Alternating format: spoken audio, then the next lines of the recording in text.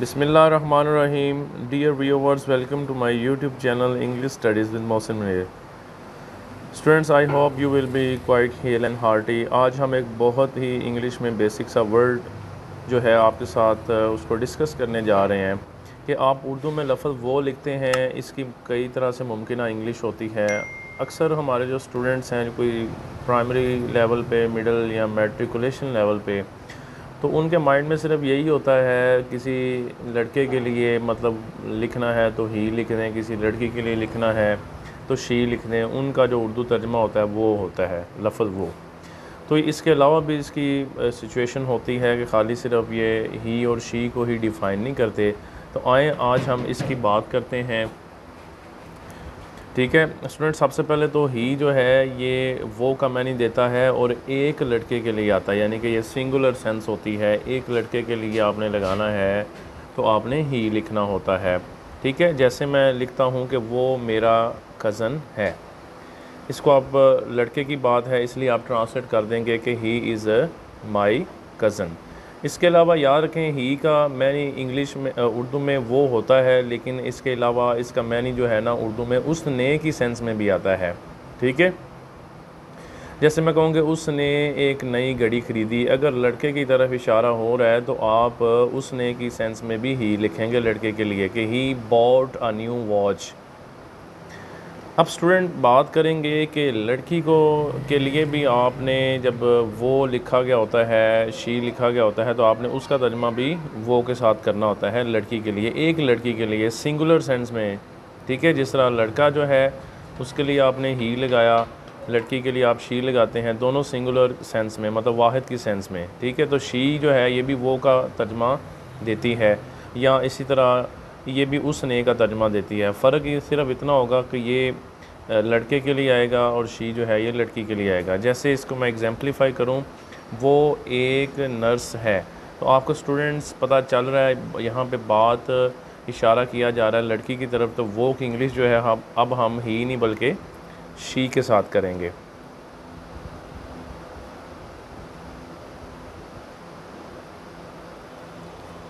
She is a nurse.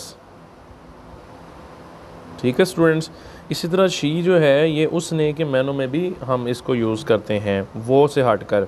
जैसे उसने तकरीर की, अगर लड़की की तरफ इशारा है तो आप इसके लिए भी उसने की जगह पे क्या ट्रांसलेट करेंगे इंग्लिश में, शी। शी मेक की सेकंड फॉर्म बन जाएगी पास्ट इंडेफिनिट में made. She made a speech, या इसकी जगह पे आप डिलीवर भी लिख सकते हैं, शी डिलीवर्ड आ स्पीच। तो स्टूडेंट्स ये तो बात हो गई ही और शी का आप उर्दू तर्जमा वो करते हैं या उसने करते हैं। इसके अलावा वो सिंगुलर सेंस होती है। अब बात करेंगे ये जमा सेंस में लफ्ज़ वो जो है ये जमा की सेंस में भी यूज़ होता है, तब इसकी इंग्लिश दे होती है जब ज़्यादा लोग हों। उर्दू के लिए इसमें वर्ड आप इसके लिए मैनी वो ही लिखते हैं लफ्ज़ वो, लेकिन ये जमा की सेंस होती है। और इसके अलावा वो से हटकर ये इन्हों का मैनी भी देता है। आज देखते हैं, जैसे वो कज़न्स हैं। आप स्टूडेंट्स आप ये देख रहे हैं, आपने वो की इंग्लिश कहीं जल्दी से ही या शी नहीं लिख देनी।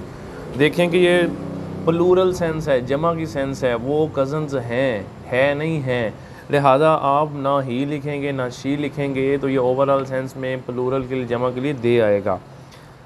जैसे लिखेंगे वो दे, जमा है इसलिए हैं के लिए आएगा आर, दे आर कज़न्स। ठीक है स्टूडेंट, इन द सेम में मैंने आपको बताया है दे का जो तर्जमा आप इन्होंने की सेंस में भी करते हैं। जैसे उन्होंने मैच खेला, तो यहाँ पे बात किसी एक लड़के की नहीं है, किसी एक लड़की की नहीं है, ये ओवरऑल एक जमा की सेंस है, प्लूरल सेंस है, इसलिए आप दे यूज़ करेंगे।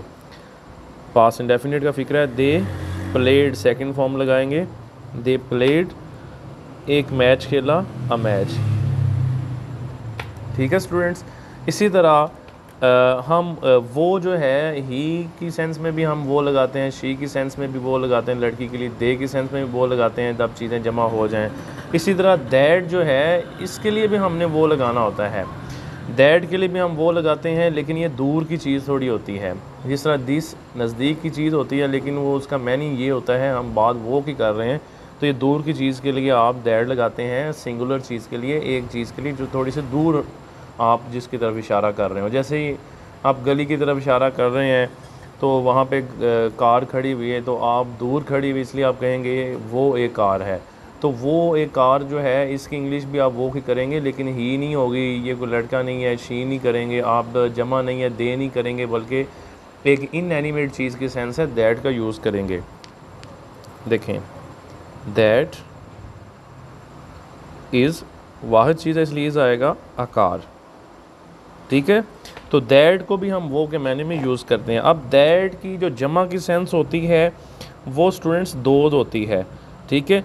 यानी कि ये दोज भी दूर की चीज़ के लिए आएगा, क्योंकि दैट का बेसिकली ये वर्ड है तो ये जमा के लिए आता है। दैट एक चीज़ के लिए आता है, ये जमा चीज़ों के लिए आता है जो थोड़ी दूर की तरफ पढ़ी हो, आप दूर की तरफ इशारा करते हैं। जैसे दूर किताबें पढ़ी हुई हैं तो आप उनकी तरफ बात करते हुए कहेंगे कि वो किताबें हैं, ठीक है। तो वो की इंग्लिश स्टूडेंट यहाँ पे ही नहीं होगी, लड़के की बात नहीं है, शी नहीं होगी, लड़की की बात नहीं है, ठीक है, दे की बात नहीं होगी, ये मतलब एक बेजान चीज़ की सेंस आ रही है, इसलिए ये दैट की जमा दोस्त बनेगी। तो देखें वो किताबें हैं, दोस्त जमा है इसलिए आएगा आर, और बुक्स।